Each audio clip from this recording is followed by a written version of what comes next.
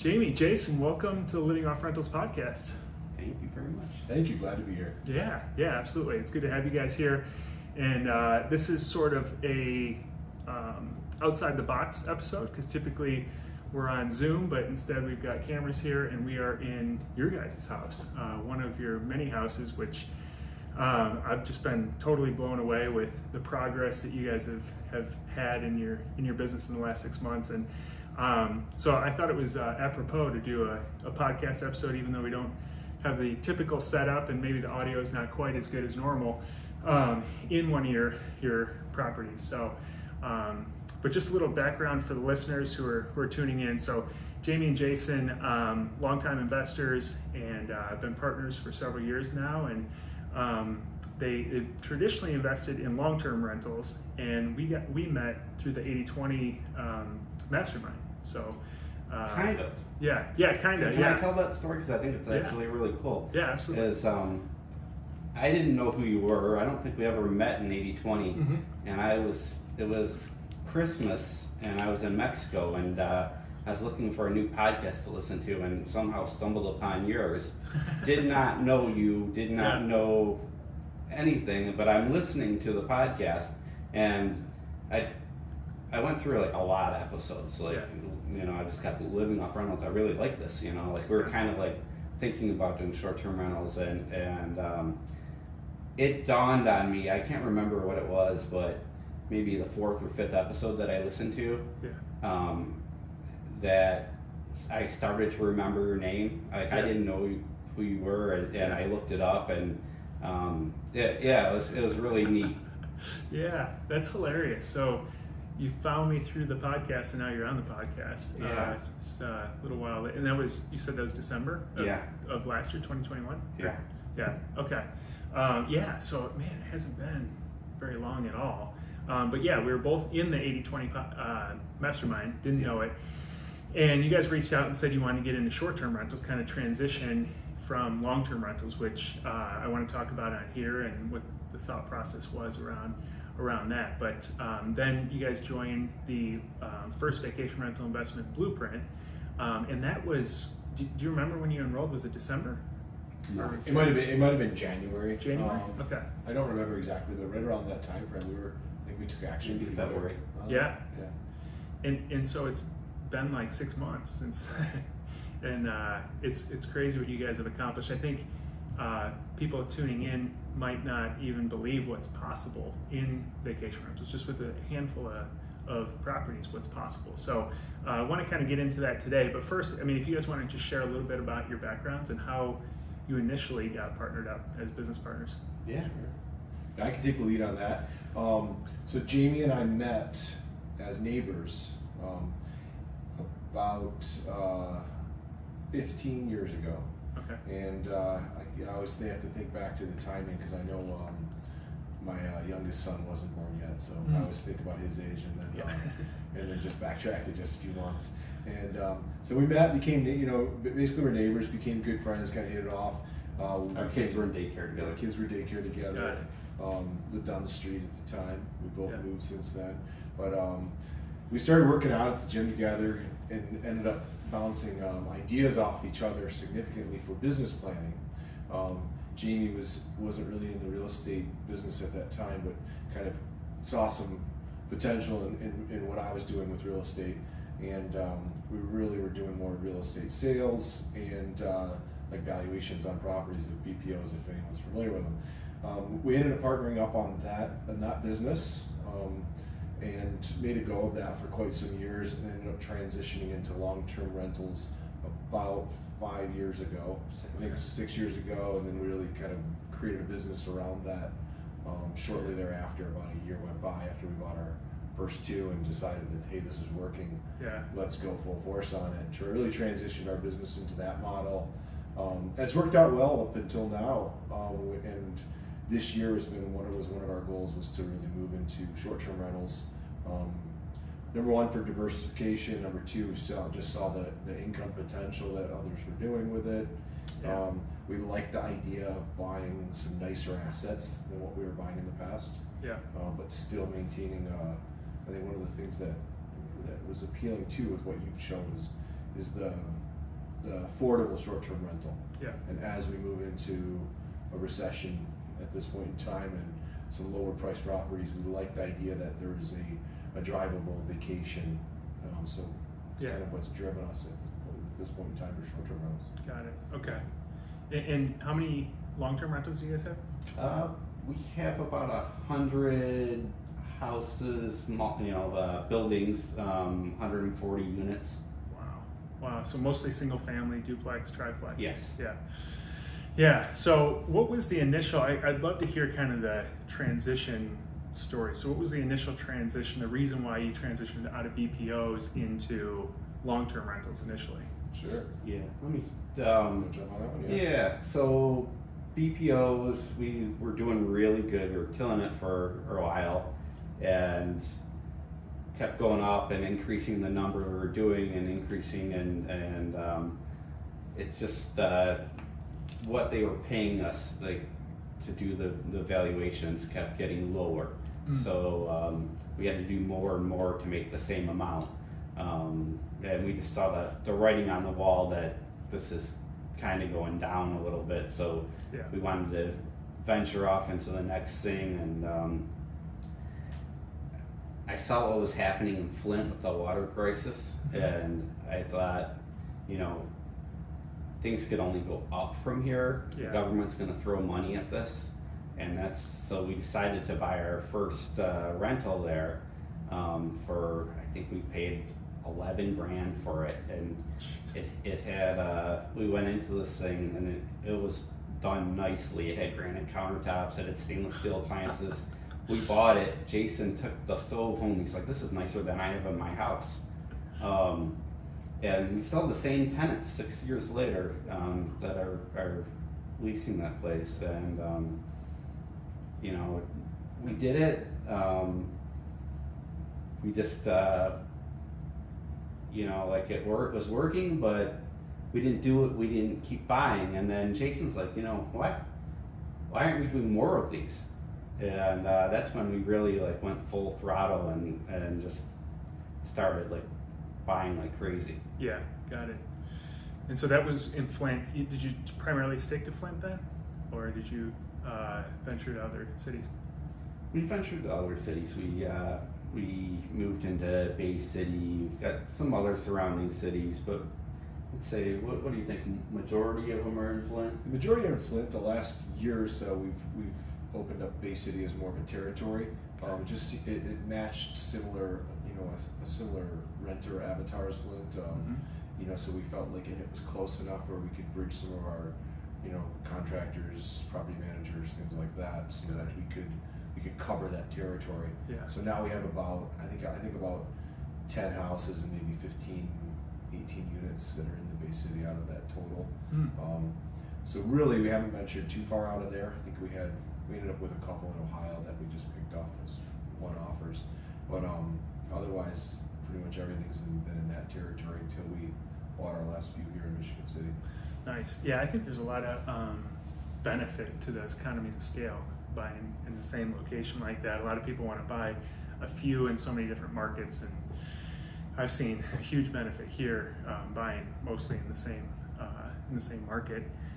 So then, fast forward then 6 years later. I mean, that's a lot to accomplish in 6 years. But then 6 years later, you want to do another transition in short-term rentals. So what was the idea behind that, and what was your initial target or initial goal that you set out to accomplish?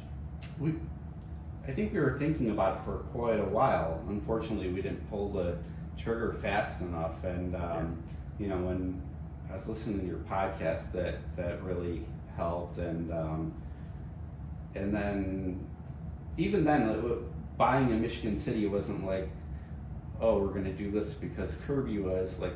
My family's always vacationed in New Buffalo, so we really liked New Buffalo. I'd never been to Michigan City, and but the restrictions in New Buffalo were quite a bit more difficult to deal with. So I think somebody suggested well, why don't you try Michigan City?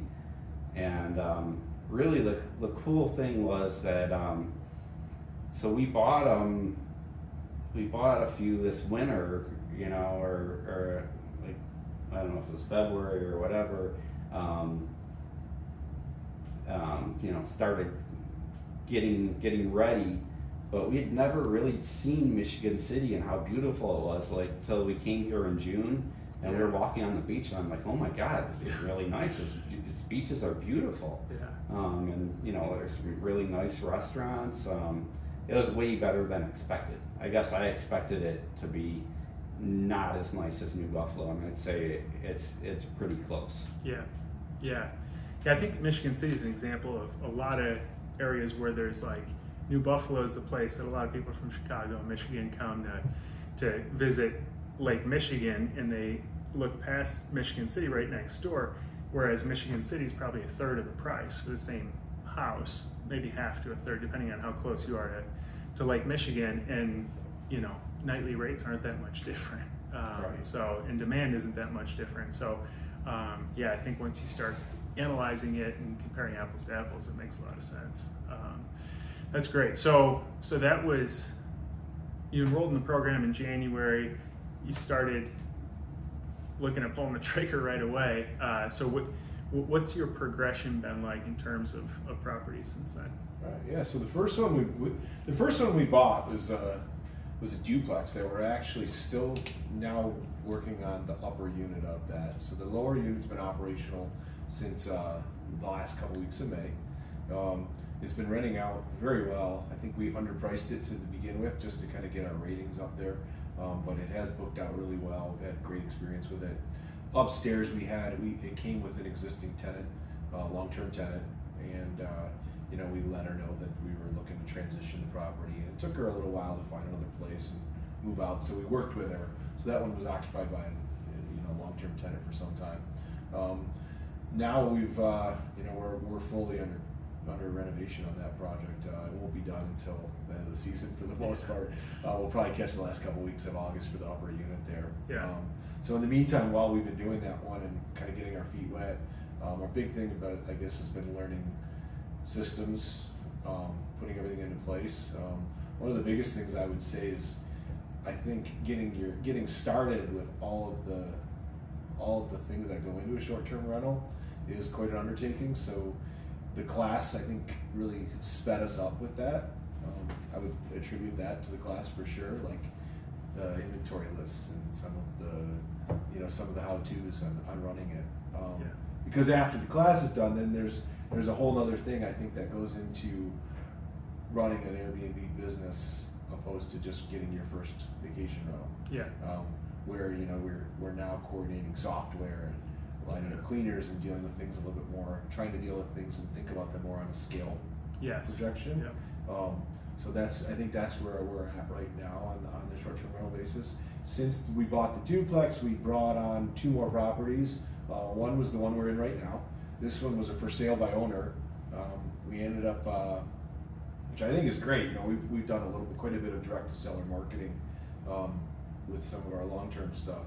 But with this one, the nice thing about it is that you're not competing with a bunch of other buyers. It wasn't marketed very well. It was basically just a sign in the front yard. We happened to drive by it. My wife and I were here scouting out the duplex and I was helping her a little bit with getting things ready for it. And she's been the one kind of designing all our properties. But anyhow, so she's like, oh, what about that for sale by owner? So we ended up, so we wrote down the number. I probably called the owner maybe 10 times. And they never called me back and never answered my calls. And so Jamie ends up texting them, and usually we text everybody. So even though it's a no-brainer, call and text, make sure you text them. She ended up responding relatively quickly with the text. We put it under contract pretty quickly. Probably pretty close to what she wanted. I think she had a fair price here. Nice thing about it when we bought it is all the other ones we designed all the furniture and everything from scratch. This one came with beds and mattresses and tables and everything. And it was actually all pretty nice stuff. All the armoires and everything was pretty much, we didn't have to buy a lot for this one. So we all the little mirrors and pictures and everything we bought, but the rest of the furniture was mostly included. So this one was a lot easier to get up and running. You see the difference, and I know you in the class you recommend to a lot of early on investors is, hey, don't take on a big renovation project because there's enough to do. So our first one, we took on a big renovation project because we didn't think there was enough to do. Yeah. There is enough to do. Even though we've been doing some construction, not personally, but we've run projects from full renovation, with full renovation needed for quite some time. But putting all that together with the short-term rental things that are needed is a lot to do. So I would second what you say. Don't take on the renovation projects. Yeah.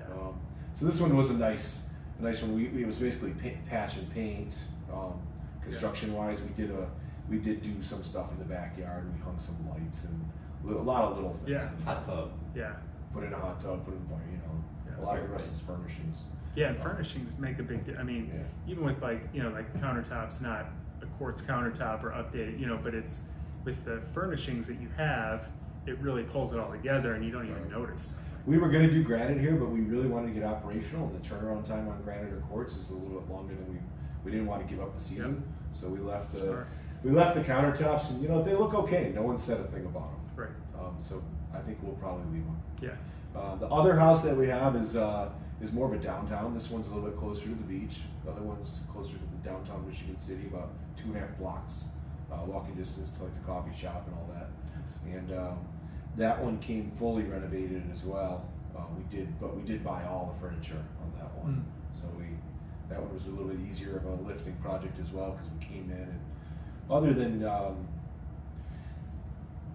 some of the small fixes, we did do we turned a porch into a bedroom, so we had to kind of get air conditioner in there and whatnot.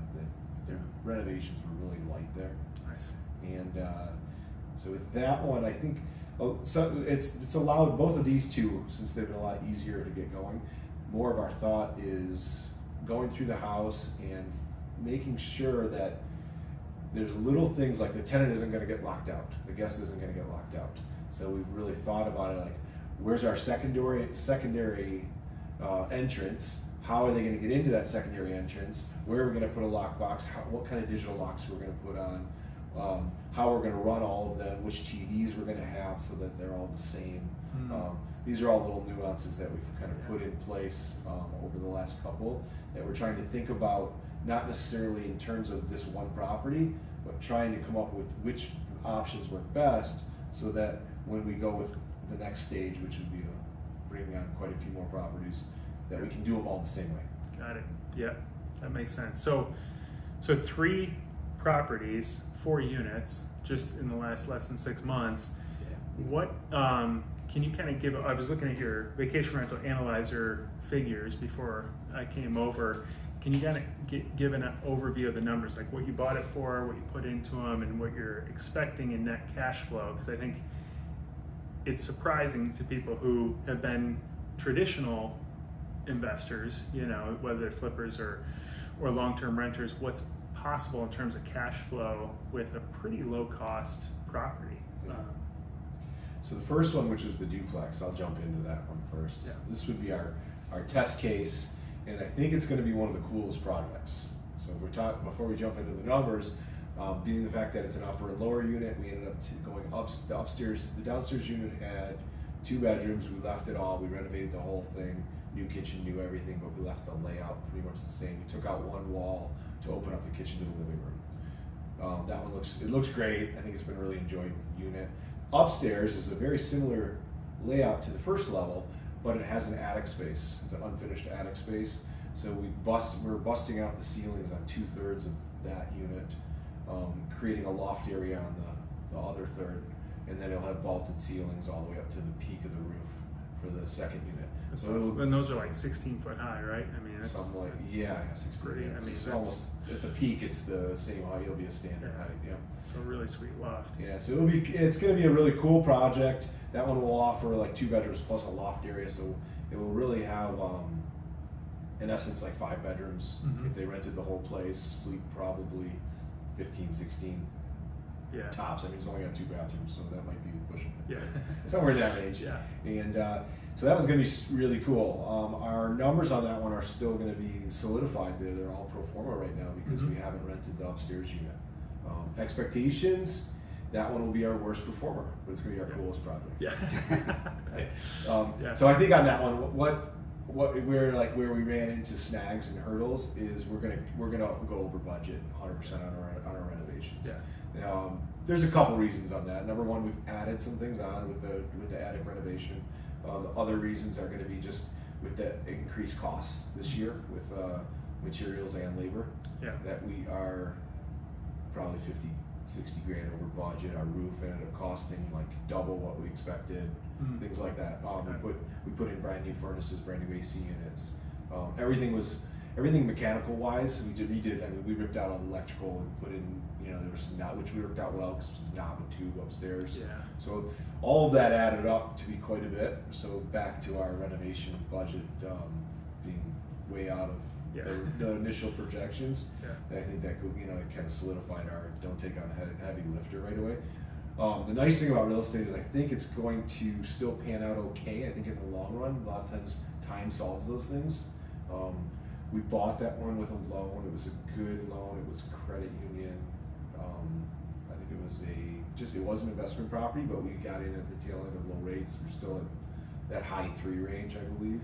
Wow. And but the problem that's going to run into that's going to kill our cash on cash return is going to be the BRRRR method. Because now that we've increased the value and we've raised it, do we really want to give up a high 3 interest rate to refi the whole thing at a 7 and change interest rate? I've got the same thing in a duplex right now. Yeah. So we'll probably stick with that original loan, leave it, not pull out the cash on that one, and keep the nice interest rate, and just eat the fact that we'll probably have, if we perform as expected, we'll have about a 20% cash on cash return. Yeah. Where these are more like a 40%. So the other two that were simple, easy going, not simple, but a lot less heavy lifting, I think we're going to be just south of 40%. Wow. Cash on cash. I mean, 20% though, that's 20.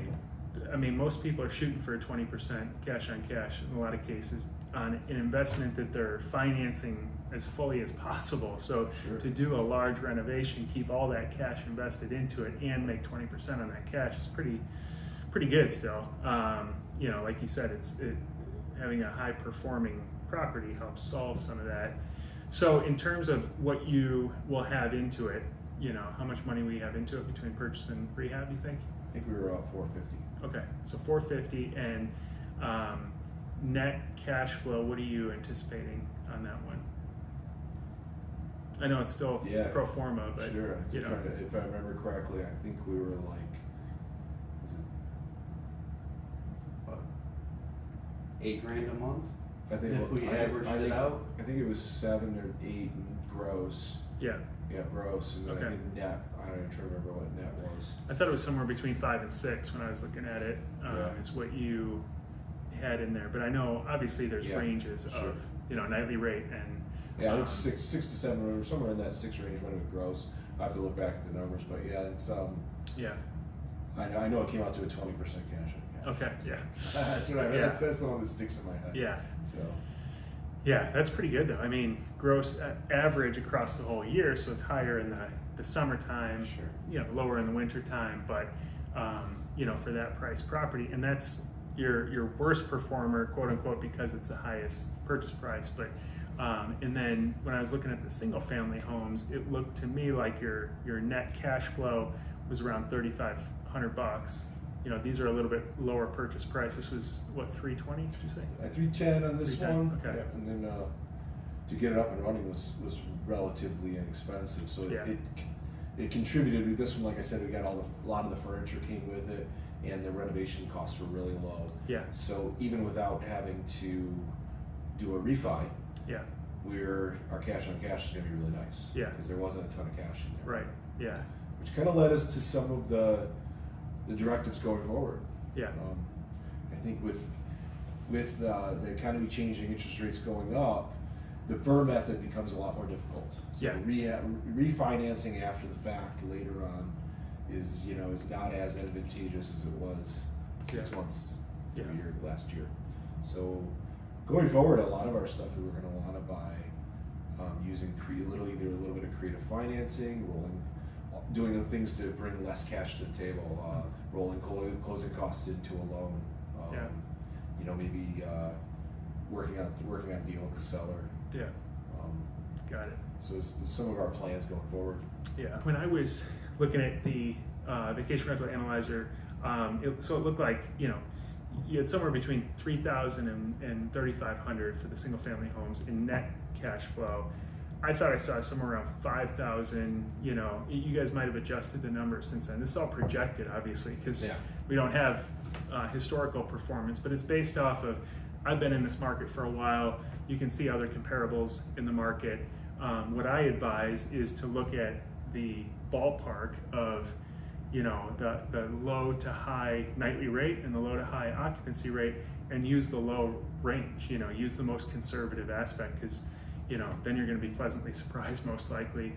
And if it still works at the most conservative numbers, then it's probably going to do really well. You're going to be happy with it. So, but let's say you were off by $1,000 a month in cash flow on each one of them. So that's $2,500, and $4,000 on the duplex. That's still, that's like financial freedom numbers for a lot of people.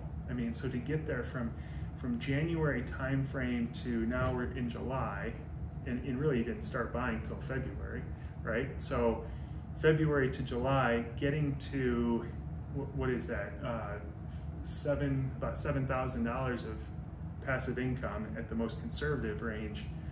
That's pretty phenomenal with three different properties. So, so in terms of then what you've learned, I guess, what are some of the biggest lessons learned, and that is helping you decide what to buy moving forward? Are you planning to scale, like you did with your long-term rentals, or are you planning to just kind of take it slower from here? I'm curious. I feel like we're just kind of getting started. Like we're learning off what we're doing now to try to scale. And of course, it's going to depend on the economy, and we're kind of still looking to buy right now, but we're trying to save up some cash and get ready for November, December, because we really feel like that usually that's the best time to buy around the holidays, and it wasn't really that way last year because it was such a hot market that so we we're definitely looking to really scale and buy more of these. I love it. I like the short-term rental business. I like dealing with the guests. I enjoy it. Obviously we're putting together plans, to make as much auto messaging as possible. It's really coming together where we're not having to deal with it as much, but we will probably, have a VA that deals a little bit with the messaging too, but no, I think we can definitely grow this, and if things go really bad with the economy, and short-term rentals aren't working out as well as we do have the long-term rentals to fall back on, and most of those are subsidized, so the government pays for most of those, the rent for most of those, so I think we'll be pretty safe anyway. Yeah. So I think we'll be pretty diversified, and I'd love to go, if the economy does go down, then I think we should really scale, on the way up. Yeah, that makes sense. Yeah, and I think the long-term rentals, or what I recommend is ensuring that the short-term rentals work as long-term rentals, like you just mentioned, because things can happen. Like rules can change. Michigan City could do something like New Buffalo, where they, grandfather in all the old ones, but you can't add any new ones. Or there's places that just outlaw them, and you've got to convert them back to long-term rentals. So I think buying them with that in mind makes a lot of sense. I don't know if we specifically went into the difference, or what was it about the long-term rentals that made you guys want to shift into short-term rentals? Like, what was it something about your business, or what was the impetus for the initial shift into short-term rentals from the old business? There's a couple reasons there. One would be just a diversification. Okay. We were very much on the long-term rentals. We were very much cash flow based on our decision making for purchasing. Yeah. We were buying mostly lower end properties, like Jimmy mentioned. Most of our properties are in the Flint market. Yeah. On those type of properties, we had a very good system where it was structured dollar wise. We would buy it and be all in for a certain amount of dollars. We knew our renovation costs pretty heavily. We were pretty well versed on when we'd walk in and we knew what we were going to spend on that property. We knew what the rent was. We knew what the cost was. We knew we could fill it. One of the things that's changed over the last 18 months has been that renovation cost. Mm-hmm. Well, and the purchase price. Yeah. Both gone up a lot. Yeah. The rents have gone up a little bit, but the differential didn't make as much sense. So we didn't like A plus B didn't equal C anymore. And in hindsight, looking back, like we missed a ton of appreciation. Like if we had been doing short-term rentals and buying much more expensive properties, we would have done a lot better. Right. So, we're diversifying. Like we know now we're probably getting in at the top of the market quite a bit, but I don't think things are going to go down all that much. They're going to go down, but not. I don't think they're going to plummet. That's my opinion. Yeah. Our long-term rentals too, like one of the things too is since we were buying a lower price property, the returns were good, but you had to do a lot of them. So if you bought a basically all in for $30,000, you had to do 10 of those to get up to a $300,000 house. So it was a lot of reps. It was good and bad. Like I think it gave us a lot of experience because we did a lot of renovations. We bought a lot of houses, and most of them are performing relatively well right now.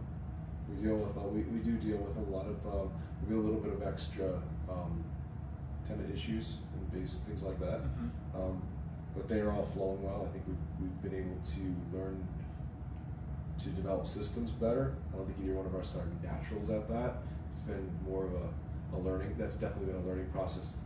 A lot of that, the group that you and I are involved in, that we're all involved in with the 80/20s, based on systems, and that hasn't been an easy road for us. But we continuously work on it every week. Yeah. Reminders. So. Shout out to Dan Schwartz for beating that into your head. For sure. Yeah. Yeah. Still a work in progress, but Yeah. we're getting there. Yeah. No, there's different levels of systems I think that are needed. That was sort of the impetus for the first vacation rental investment blueprint program, was that it was designed specifically for that first one, and it was like get people from no passive income to finding, buying, and setting up their first one as quickly as possible. And that looks a lot different, like you said, from owning 10 of them and having, property management software in place and, pricing software, some of these other systems in place that you wouldn't have with just one, that I don't recommend you even need with just one. So I think you guys are doing an awesome job of transitioning into that now. Is there anything about vacation rentals that you guys didn't anticipate or expect or that surprised you along the way? Yeah. I don't know. I think we've done not a lot. I'm sure if we had to dig into it, I'm sure there were a couple of little surprises here and there. With the long-term rental business that we've done, we've seen a lot of stuff. Yeah. I've got one. I think that we've gotten really lucky. That I expected it to be way harder, to find the cleaner, to find the maintenance people. That I don't know what other markets are like, but we've gotten really lucky here where we haven't had any problems with that. We've found really good people, and I expected that to be the biggest challenge. And yeah, because you guys aren't local. It's how far of the drive? about 3.5 hours. 3.5 hours. Yeah. So you still had to line up those people. Yeah, there's some core people that are definitely vital to Yeah. being successful, and we've had good ones, I think, all the way around, from local realtor to contractor to cleaners. They've all been very reliable. Yeah. I think they've helped us get off the ground and be able to move to that next level, Yeah. hopefully in the next couple months. Yeah, awesome. And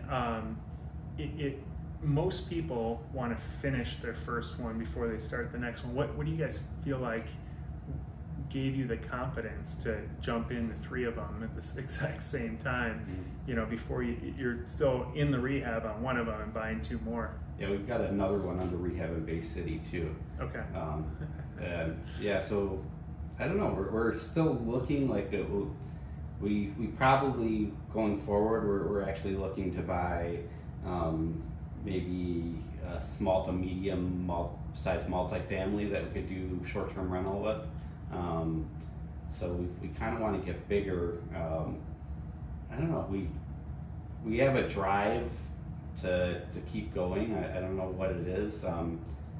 So far, everything's been working out very well. So we're not like, well, we've got one done. We wanted to sit and enjoy it. Sit at the beach, or we want to. I feel like both of us want to go on to the next thing. Mm-hmm. We like solving those problems and moving on to the next step. No, I think that makes a lot of sense, and I think what a lot of people are scared of is, what if this one doesn't work? But you guys have the confidence in your numbers, confidence in your system that it just makes sense. You look at how much you're putting into it, how much the return is. You can see the comparables on Airbnb that are being rented out, and so jumping into multiple, that's the reason why you're sitting here with the type of cash flow that you have, as opposed to now you just finished your first one and looking for that second one. So what advice, I guess, would you give to somebody who is thinking about getting into it? Anything specific that stands out? Yeah, I think just trying to find a market that that works for short-term rentals, that the governmental agencies aren't going to be too strict on you. I think it could work pretty much anywhere if you're allowed to do it and the government lets you. It seems like people rent it for all different reasons. I mean, you got to find your right avatar and kind of focus your rental towards those people, but it could really work anywhere as far as I'm concerned. And I think just getting started and it's really been a lot easier than I expected. Yeah. You put it out there and people start renting it, and they've rented for more money than I've expected to. I think we did our numbers at first, and we've been pleasantly surprised so far at what you can get. Yeah, that'll change a little bit in the winter. Sure. Yeah, but I've been pleasantly surprised year round. Initially, when my wife and I started this, like 5 years ago, we were thinking, well, it'll just rent the summer, and then they'll all just sit vacant all winter. And the numbers still were good enough. They were still better than a long-term rental, even sitting vacant 6 months out of the year. And so we're like, well, let's just try it. And then realized every weekend we were still getting booked up, and then some 3-month bookings here and there and stuff like that would really help us in the winter. But yeah, that's awesome. Any advice from your standpoint? Yeah, so I think going back to a getting started story too, we decided to short-term rental our house, my primary residence, back in 18 and early 19, and I think I put it up. We live in Michigan, and it's water frontage, and the nice, there's obviously an appeal during the summer, but during the winter, I'm like, who's gonna come stay in I don't live in a high traffic area. It's kind of out there a little bit, and figured who's gonna come stay in my basement, finished basement with its own entrance, So we rented out the basement. I ended up getting bookings immediately. This was back in 18 and 19, so it was kind of like that. My first taste of Airbnb and short-term rentals, and seeing the success on that, we ended up phasing it out. we're in an HOA and had some HOA issues where they didn't care for us much, so to keep the peace, we did cease from renting it out much longer. But it worked out really well for the summer for one season. So I think Jamie and I have been looking at doing this since that relative proof of concept back in 18, early 19. And one of our hurdles was determining the right market. And I think it's one of the most common Googled questions out there, like for when people are starting to get into short-term rentals, is what's the best market? And I think we find it took us a couple years, like of having that as one of our to-do items. And I don't think that question needs to be answered in order to get started. I would say, if anything, that was a hurdle for us to get started was analyzing too many markets. And we started we looked at a lot of markets that I think we're glad we didn't go into, that were heavy vacation rentals. Like we looked at the Blue Ridge Mountains in Georgia. We looked at some other ones where prices had gone up astronomical. And we look at it now with the renting. Some of them look a little oversaturated, I think, on rental wise. We made some offers. I'm glad we didn't get them. Yeah. So I guess that would be one advice of, like, don't overanalyze the market too much. Find something that's going to fit your personality too, what you feel comfortable with. For us, we felt comfortable with not being in our backyard, and I think a lot of that had to do with the fact that we were already doing long-term rentals and had decided to systemize that and try and reduce some of the tasks that we were handling personally. So we felt comfortable that we would be able to do that from afar. It's still difficult in a market like to get started with finding all those people that you trust good enough to do your own. We have found things that have been helpful by staying at the property after it's initially operational and trying to think through some of the problems that a potential guest might have. We've had little things like, hey, the bathroom vanity lights don't work. But not being there, we didn't know that the light switch was actually next to the sink and not right when you walked in. So it was hard to answer some of those questions. Yeah. So staying there for a couple days and kind of really going through the property and just playing with things and figuring it out. How's your guest gonna potentially lock themselves out, and how are you gonna get them back into the property? Which locks should not have doorknobs on them; they should have pulls. Yeah. So operational wise, like that's some of the things that I would say that would be really helpful when you first get going is think through that property and how it's gonna function to somebody that's new to the property. Yeah. Lately, we've been working a lot more on our guest manuals, and we've also mentioned the pricing strategies and things like that. But the guest manual, I think we underestimated the expectation for that in the beginning. So a lot of the guests that come in, they either expect it, number one, and if they don't have it, some of the guests are going to have a personality where they're going to want to know everything as much as they can about that house in the area before they get there. So you're going to find yourself answering same questions over and over again. So figuring out what those questions are, sometimes it's just a little trial and error, but realizing once you get asked something twice, then it's something that probably should go into a manual. Yeah. And so we're doing a lot of that stuff right now, backfilling it. So I would say that expecting to do some of those things is a good suggestion. Yeah. Going forward, like I said, I think that's going to be one of our keys. Like, there are little things right now, but we're trying to take notes every time a question's asked or every time we go somewhere, creating a list of improvements that we can make, what should be done now, what should be done in the off season. So we got a list of projects of things we're going to probably keep our contractors busy with during the off season if we don't end up having a full renovation project. Because now that we have good people, we'd like to keep them.